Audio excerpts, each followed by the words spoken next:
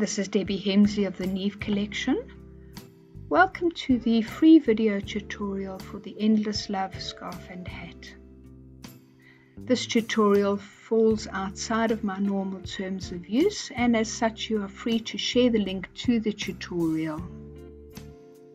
We are coming up to June 2018 and Father's Day is lurking in the next few weeks. So I thought this would be the ideal opportunity to share a little hat and scarf with you that uses various techniques that you may find useful. The hat and scarf, as demonstrated in this video tutorial, are man size. Let's have a look at the materials that we're going to use. We're going to use a 5mm crochet hook, which is an H8 in US size. We'll need a tapestry needle for sewing away the yarn tail ends. We'll need scissors, a tape measure, and a pom-pom maker if you are going to make the optional pom-pom. Let's just talk about hook size very briefly. I have used double knitting yarn for this particular project, which is a number 3 in US terms. Now if you read the label on a typical double knit yarn, you will find that they recommend a hook size of 4mm. However, for this project I'm recommending a 5mm or an H8 in US size, or the correct hook to obtain the gauge, which we're going to talk about soon. I'm recommending the larger hook size so that when we're working with the front post double crochet and the back post double crochet, the work doesn't become too tight. Going up to a larger hook size will give you a softer, better draping article at the end. I used Stylecraft Special DK for this little tutorial, and I used 3 colors. The first one being denim, then color B being cloud, and color C being parchment. I used what I had left in my stash, and you need approximately 150 grams of each color. But if you're going to go and buy specifically for this project, then you would buy 200 gram balls of each of the colors. You are welcome to substitute the Stylecraft Special DK with any double knit yarn that you may have in your stash, or whichever is your preference to use. Working in the correct gauge or tension is essential when you're making a garment. This is more important for the hat than it is for the scarf, but I suggest that you actually work your gauge out when you're doing the scarf so that you have got the correct hook size when you get round to doing the hat. We're going to do the scarf first. So the gauge is 24 stitches by 14 rows of ribbing measured over 10 by 10 centimeters, which is 4 by 4 inches. This is an easy project. I believe that even beginners will be able to complete the project, but it's not a how-to crochet project, so you do need to know the basics before you get started. This pattern uses US terminology.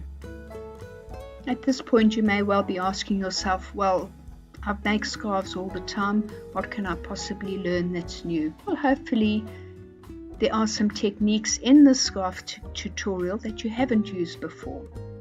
We're going to do things like the chainless foundation, using double crochet as our foundation round.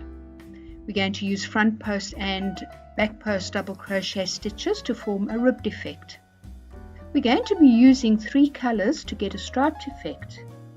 And the beauty of this is that we're going to be carrying the 3 colors to avoid cutting off each row, which means that you have minimal ends to secure. And we're going to do a fringe, which is optional. You can do it or leave it off if you don't particularly like it when we have completed the scarf. The beauty of this pattern is that you won't be fastening off the yarn at the end of every row. You're going to be carrying it up. This not only leaves you less ends to sew away, it also gives a really nice finish on the edges. Now, one of the problems that you will encounter as you go is that the yarn is inclined to get a little bit tangled. So I found the following method works well for me. You need to carefully find the end in the middle of the ball of yarn. So we're not going to take from the outside of the ball, we're going to take from the middle. Then place the 3 balls into a little pyramid as shown in the picture. At the end of each row, put the color that you're going to be working with at the top of the pyramid, untangling as you go. I found that this works really well. It only takes a couple of seconds, and the beauty of not having all of those ends to sew away more than makes up for this extra little step that you need to take. I keep this little pyramid of yarn on my lap as I'm working, or right next to me on the sofa. Keep them close. If you let them get away from you, it does become a problem with the tangling and you will become frustrated. The name of this pattern is derived from the fact that we don't have a whole lot of ends to sew away, hence the endless love. And of course most of us feel that towards our fathers, so I thought it was an appropriate name. We will start working on the scarf, and the first thing we will do is our chainless foundation row. The benefits of using this method are that your foundation row will have some flexibility. Using chains can cause the bottom of the project to pull in. Some people will go up a hook size, but that doesn't always solve that problem. Using this method of the chainless foundation alleviates that problem. It's also so much easier to measure the foundation row to ensure it's the correct length.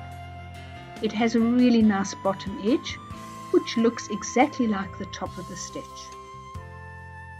We're going to be doing double crochets for this chainless foundation. We're going to start with a slip knot on our hook like that. Then we are going to chain 3. Now we're going to be doing a double crochet, so yarn over and then go down to that first chain that you made.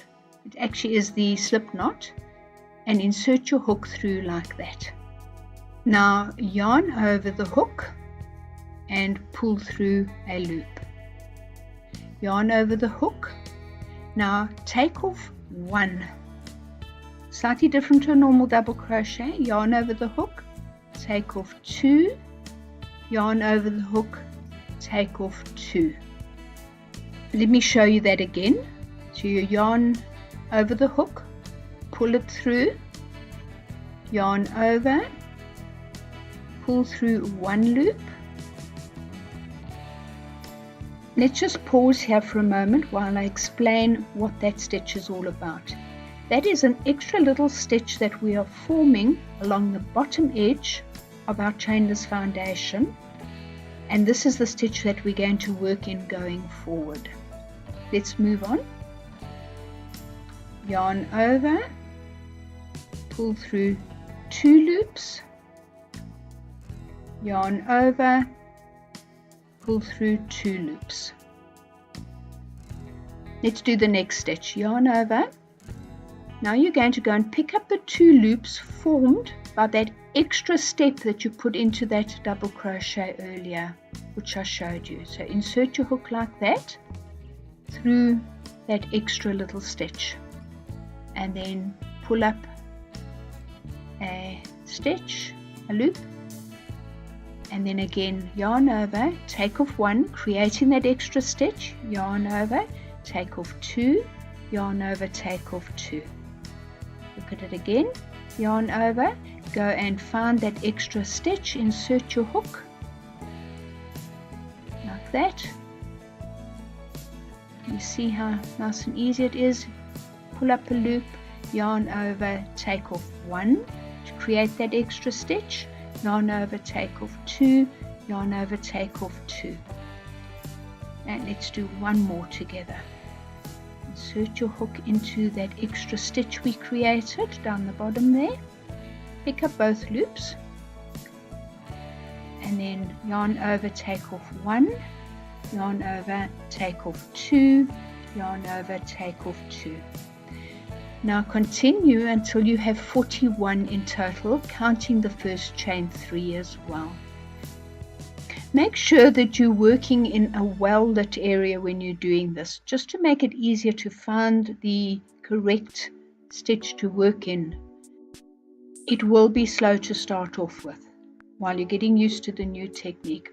Once you are used to it, it really does go very quickly, and it is so much more successful than using chains. That's my 41 stitches. Now look how nice and flexible it is, and then also look at how good the bottom edge looks. Much nicer than if you were using a chain to do your foundation round. We're now going to be joining our second color in. So what I'm going to do there is I'm going to just go back to that point on the last stitch. And then I'm going to pick up my color B, and I'm going to finish that last stitch with the color B like that. Don't fasten off color A. Now chain 2 and then turn. That chain 2 counts as your first stitch. We're now going to do a front post double crochet around the next stitch, and then a back post double crochet around the next stitch, and we're going to repeat that. Front post double crochet, back post double crochet, repeat to the end of the row, and then wait for me. Your second last stitch will be a front post double crochet. Now I'm going to show you what we're going to do into that last stitch. Watch carefully. We're going to work into that space, and we're going to go as if we're making a half double crochet, and then we're going to finish the half double crochet with the third color, with color C, like that. Don't fasten off color B. We will be turning the work, and we will be doing a chain 2 with color C, and that counts as our first stitch. We will then do a back post double crochet into the next stitch, and then a front post double crochet into the next stitch, and we'll repeat this all the way down the row. If you recall the previous row, we started with a front post double crochet followed by a back post double crochet. On alternating rows, we will start with a back post double crochet followed by a front post double crochet, which is what we are doing on this particular row here. Complete the row, and your second to last stitch will be a back post double crochet, and then you can wait for me there. The next stitch that we're going to work is a half double crochet into that last space, and this is where we are going to now pick up color A again. So watch what I'm going to do here. So it's a half double crochet. I'm picking up color A, and now I'm going to use color C to work over color A, and then I'm going to put color A behind color C and pull through to complete the stitch and the color change. Let's look at that again, but in slow motion this time. So I'm picking up color A, I'm working over color A, so catching it into the stitch like that, using color C to bring up the start of our half double crochet. Now I'm going to take color A to the back. You see I brought color C forward, color A to the back, and then complete that stitch, joining in the new color like that. We now have color A on the hook. Chain 2, turn the work, and now front post double crochet, back post double crochet, front post double crochet, back post double crochet, and straightforward. Repeat this until you get to your second to last stitch, which will be a front post double crochet. Wait for me, and then I will talk you through the final stitch and the color change again.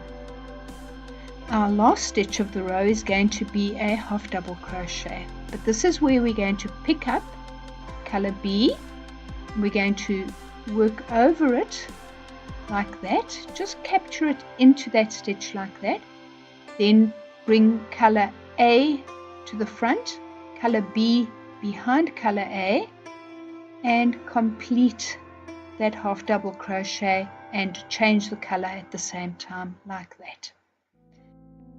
Chain 2 with color B, turn the work, and then start with your back post double crochet, front post double crochet,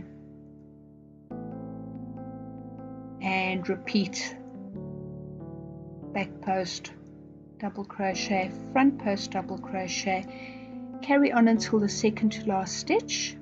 The second to last stitch will be a back post double crochet, and then if you wait for me there, I'll show you one more time how we're going to change colors and end the row. Our final stitch of the round will be that half double crochet into that last space, and remember that you're now going to catch color C like that, and then you're going to put color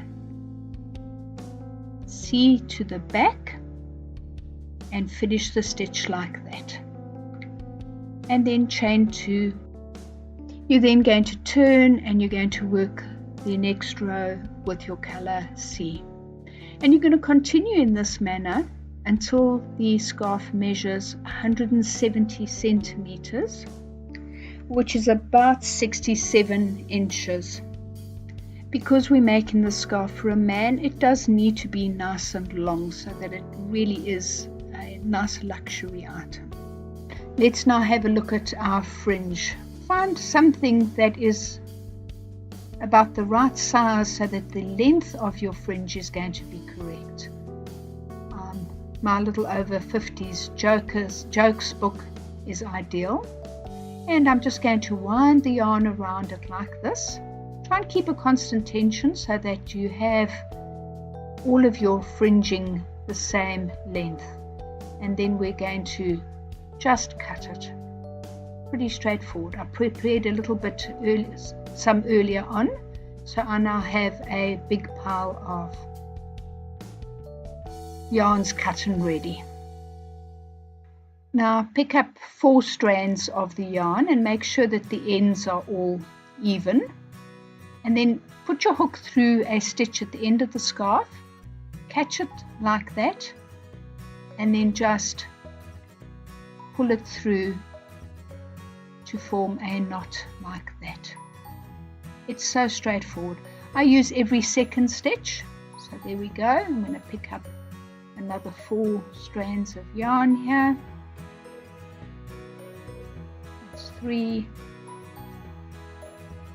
that's 4, and now I'm going to match the ends like that, pull it through and pull the whole lot through that loop to form a knot, and you're going to do that all the way along the edge. And then when you get to the other side, just make sure that you're working from the same side so that your knots are the same on either side. Now you'll see here, I need to do a little bit of trimming. Not the end of the world. I've trimmed that and pull it through, and there we go. Okay, it's very straightforward. So I'm going to leave you to finish the fringing, and then we will move on to the little hat. The techniques used in this hat tutorial include using a magic circle to start. The magic circle is not always everybody's preferred method to start because they don't trust it, but if it is done properly, it will not come apart. I've been using it for many years, and I have never yet had anything come apart after finishing it off correctly. We're also going to be looking at how we increase to form a circle. We'll be again using our 3 colors to get a striped effect without ending off at the end of every row. And then we'll have a look at the optional pom-pom as well. To make this pom-pom, you will need a little tool which is readily available in most haberdashery stores. Our magic circle starts with an unfinished slip knot. Let's have a look at that. Wrap the yarn around your 2 fingers like that. Do you see how it's crossed under my thumb? Then I go from the top through the bottom and I fetch the yarn like that. And then this is a knack. Once you get it, you'll always have it. And there you go. That is going to be our first stitch that we work into over there. So now we're going to chain 2, which counts as our beginning half double crochet. We will then do another 10 half double crochets into that magic circle, which will give us a total of 11 half double crochets if you count the first chain 2.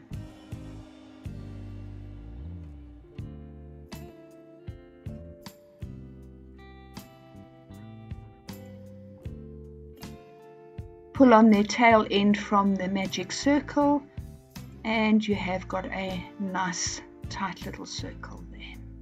We will now join with the slip stitch into the top of our beginning chain 2. Let's just have a look at that. Not into that stitch, that is the top of our second stitch. Into the top of the beginning chain 2 is over there. So not into there, but into the top of the chain 2 over there. So insert your hook into that position just identified and then pull through a slip stitch like that. Pretty straightforward. We will start each round on the hat with a chain 1, which does not count as a stitch, and I'll show you how we treat this as we go along. So let's do our chain 1, and then we're going to do a front post double crochet like that, and then a second one around the same post like that, and we're going to do that around each of the half double crochets from round 1. So 2 front post double crochets, and let's try that again, 2 front post double crochets around each of the stitches, which will give you a total of 22 stitches when you get to the end of the round. Our first round had 11 stitches, and then when we worked the second round, we worked 2 front post double crochets around each of the stitches, thereby increasing by 11 stitches to 22 in total. Now, to keep a circle growing properly, we will increase 11 stitches on each of the subsequent rounds until we reach the required size. Let's now join the round with a slip stitch to the top of the beginning front post double crochet. Be careful not to join into that chain 1 does not count as a stitch at the beginning of this round. That was just a stitch to help you to do the first front post double crochet properly. We will be using this little slip stitch now to change colors to color B. So watch what I'm going to do here. I'm going to take color B and finish off the round like that. So now color B is on the hook. Don't fasten off color A. We're going to carry that up when we need it next time. So now we're going to chain 1, which does not count as a stitch, and then do a front post double crochet around that first stitch. Then we're going to do 2 front post double crochets around the next stitch, and then we're going to repeat. So 1 front post double crochet around the next stitch, get that, and then 2 front post double crochets around the next stitch. So we're alternating between 1 front post double crochet and then 2 front post double crochets, effectively again increasing by 11 stitches in this round. So at the end of this round you will have 33 stitches. So I'm going to leave you to complete the round, and then I will see you just before our join. Let's just pause to make sure that we know which stitch we got to work into. Don't work into the chain 1 rising stitch, work into the top of the first front post double crochet. Join with a slip stitch and introduce color C at the same time, like that. So now we have got all 3 colors attached. Don't fasten off. Chain 1 and then do a front post double crochet around the first stitch, and do 1 front post double crochet around the second stitch. Now we're going to do 2 front post double crochets around the third stitch like that. So I repeat, in this particular round is 1 front post double crochet around each of the next 2 stitches, that, and then 2 front post double crochets around the next stitch. Again, we are increasing by 11 stitches in this round, and at the end of the round you will have 44 stitches in total. So I'm going to leave you to complete this round, and then I will see you just before the join. We will now join with a slip stitch to the top of the beginning front post double crochet. But this time we are going to now go and pick up color A, which is still joined, and we're going to finish this slip stitch join with color A. Okay, so this is what we're going to do. Find color A, which is still joined, and then complete that slip stitch join with color A like that. Now we're going to chain 1 and then do a front post double crochet around the first stitch like that. And then we are going to work a front post double crochet around the next 2 stitches. So we've got 3 single front post double crochets to start. Then we are going to do 2 front post double crochets around the next stitch. So our repeat is 1 front post double crochet around each of the next 3 stitches, and then 2 front post double crochets around the 4th stitch. I'll leave you to work the rest of this round, and I will see you just before the join. I'm just going to stop here and show you how I would sew away the end of that magic circle to ensure that it is really well secured. I'm going to thread my tapestry needle,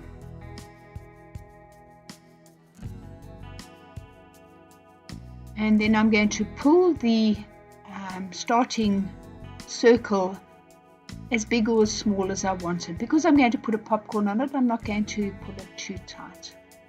I'm then going to insert my tapestry needle through the stitches like that,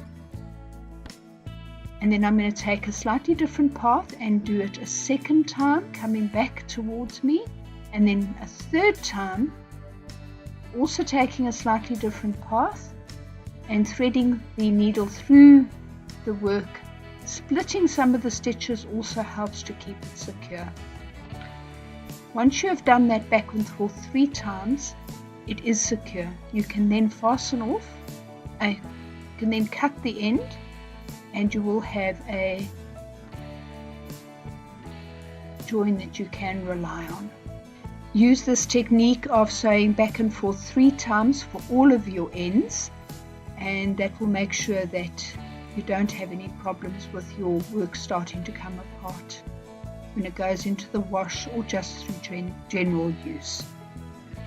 Use this opportunity now to sew away the rest of the ends, just so that they're out of the way when we are carrying our yarns up for the rest of the little hat that we're making. And I will see you when you've done that and you've completed the round that we were busy on, and then we will look at what we do next. Join with a slip stitch to the top of the beginning half double crochet and introduce color B at the same time. And now chain 1, does not count as a stitch, and then front post double crochet, 1 front post double crochet around each of the next 4 stitches. That's 2, that's 3, and that's 4. We will work 2 front post double crochets around the 5th stitch. Again, we are increasing 11 stitches in this round. So again, we're going to work 1 front post double crochet around each of the next 4 stitches,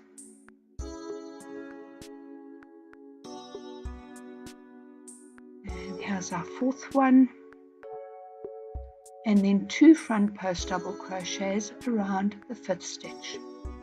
Complete the round working with this little repeat, and you should have 66 stitches at the end of the round. Join with a slip stitch to the top of the beginning front post double crochet, and at the same time introduce color C, like that. Chain 1 does not count as a stitch, and now we're going to do a front post double crochet around each of the next 5 stitches. That's our 3rd one, our 4th one, and our 5th one. Now around the 6th stitch we will do 2. That is our little repeat, and we're going to do that 11 times, effectively increasing 11 stitches on the round. At the end of the round you will have 77 stitches. Join with the slip stitch to the top of the beginning front post double crochet, and at the same time reintroduce color A. Chain 1, and then we are going to do 1 front post double crochet around each of the next 6 stitches, and then work 2 front post double crochets around the 7th stitch, like that. Continue working this little repeat until you are back at your starting point. Your stitch count for this round will be 88. Again, we've increased 11 stitches. Finish the round by introducing your color B with your slip stitch. And then let's have a look at what we've got at this point. It might appear ever so slightly wavy on the edges, don't worry. Your measurement at this point should be about 5.5 inches or 13.5 centimeters. Join with your slip stitch and introduce color B. We have now finished our increase rounds, and now we're going to be moving on to something a little bit different. So as usual, we'll start with our chain 1, which does not count as a stitch, and then what we're going to do is we're going to front post double crochet around the 1st stitch, like that. Now we are going to back post double crochet around the next stitch, and then front post double crochet, and then back post double crochet, and we will repeat this front post double crochet, back post double crochet all the way until we are at the end of the round. Your stitch count will stay constant for the rest of this little hat, and at the end of each round you should have 88 stitches. At the end of the round, join with your slip stitch to the top of the beginning front post double crochet, and then introduce color C. Now it's pretty straightforward from this point onwards. Chain 1, front post double crochet around the 1st stitch, back post double crochet, front post double crochet, back post double crochet. Repeat until you are at the end of the round, and then join again using your slip stitch and introduce color A. You're now going to continue with this little rib pattern, changing colors every round until your work measures about 8 inches or just over 20 centimeters. And then you can wait for me and I will show you how we're going to put a little brim onto the hat. When our rib section is the correct length, we're then going to finish off that last round and introduce the next color. It may not be color A in your particular instance, it may be a different color depending on where you finish up. Chain 2, which counts as your beginning half double crochet, and then we're going to work 1 half double crochet in each of the 87 stitches. So you will have 88 stitches in total, including your first chain 2. I'm going to leave you to finish these little half double crochets, and then I will see you towards the end of the round. When you get to the end of the round, we're going to join with a slip stitch to the top of the second chain of the beginning chain 2. We need to make sure that we maintain the 88 stitches for the next few rounds, and then we're going to chain 2 again, and then once again we're going to work our half double crochet in every stitch. So we'll have our chain 2 and then 87 half double crochets all the way around. I'll leave you to do that, then I'll see you towards the end of the round. Join with a slip stitch to the top of the second chain of the beginning chain 2, same as we did at the end of the previous round. And now we're going to do one more round of these little half double crochets. So starting with your chain 2, and then do one half double crochet into each of the next 87 stitches. Once again we'll join with a slip stitch to the top of the second chain of the beginning chain 2, and now we are going to do one more round of our little half double crochets. So I'll leave you to do that. Wait for me when you get to the end of the round, because our join will be ever so slightly different for this particular round. Join with a slip stitch to the front loop only of the second chain of the beginning chain 3, and then chain 2. Then we're going to turn the work, and we're going to be working from the other side, from the wrong side. And then in the back loops only, we're going to do a half double crochet. We're just creating a little folding edge here so that the brim will fold up on itself. Now when you're working into the back loop only, pick up the 2 stitches. Because the previous round was a half double crochet, you'll find 2 stitches to pick up working into the back loop only. I'm going to leave you to do that, and then you can wait for me at the end of the round. If your stitch count is correct, you should still have 88 stitches in total. Join with a slip stitch to the top of the second chain of the beginning chain 2.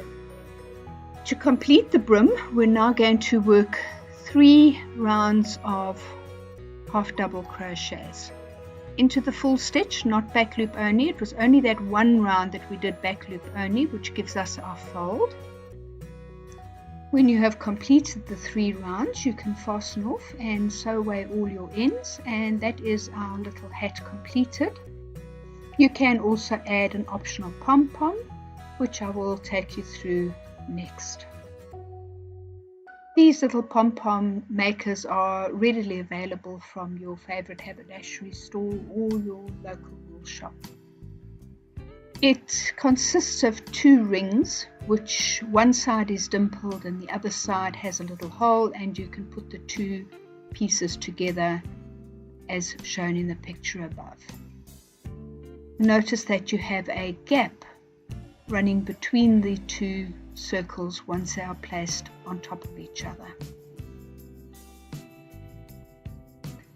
You'll notice that I've got it in the closed position right now, and those black elastics that I've got on it are there because mine is actually broken and it's holding it together. I also find that using the little black elastics makes it a little bit easier to handle, and I just remove those at the end of the process. So you need one of these little gadgets, and then let's have a look at what we're going to do with it. We're going to open it up. We've got those little catches there like that. Open it up like that. And then we're going to start winding it. It's a little bit awkward to start with, but start winding your yarn around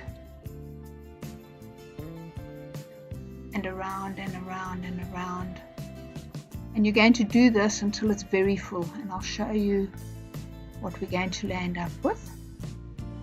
Right, I've now finished winding the wool round and round and round, and you can see just how full that right side is. We're now going to do exactly the same for the left side. So fasten off and then move your yarn across to the other side, and you're going to just do exactly the same again.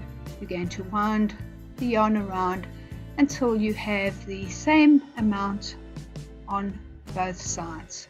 Sorry about the really bad filming. It's quite a tricky maneuver. Okay, so I'm going to leave you to do that, and when you have both sides the same, wait for me. When you have finished winding the wool on, then bring the two sides together and lock them in place like that. Okay, and now what we're going to do is we're going to cut. So you see there's a gap between the two sides. Insert your scissors or whatever you're using to cut into that gap and cut all the way around, and you'll do that for both of these semicircles. Now cut a piece of yarn probably about 30 centimeters long, about 12 inches, and then placing it between the two circles like that. We're then going to pull this tight and then just secure it nicely. Make sure that it is really well secured. Pull it nice and tight to stop all of those threads from coming loose, but leave a reasonable amount that we're going to use still to sew it to the hat. Then we go and we open these little gates here, and then we can remove, and you can see mine is broken, not the end of the world, it still works. And then just remove the plastic template, trim where necessary, and there you have your pom-pom ready to be attached to the hat. I'm now going to thread the spare yarn at the bottom of the pom-pom onto a tapestry needle, and then I'm going to pull it through the hole at the top of the hat like this, and then turn the hat inside out and holding onto the pom-pom, and then I'm just going to secure it to the actual hat. Just going to do that a couple of times just to make sure that it is nice and well secured. Right, I'm going to now do one final step, and I'm going to push the needle right through, and I'm going to go to the pom-pom itself, find the needle, a bit like finding a needle in a haystack, but it is there. Let's find it, pull it through, and then I'm just going to go back over the center point of the pom-pom and back into the hat again, just adding a little bit more stability to the attachment. And then we are going to secure the ends, and I'm going to go backwards and forwards 4 times in this instance.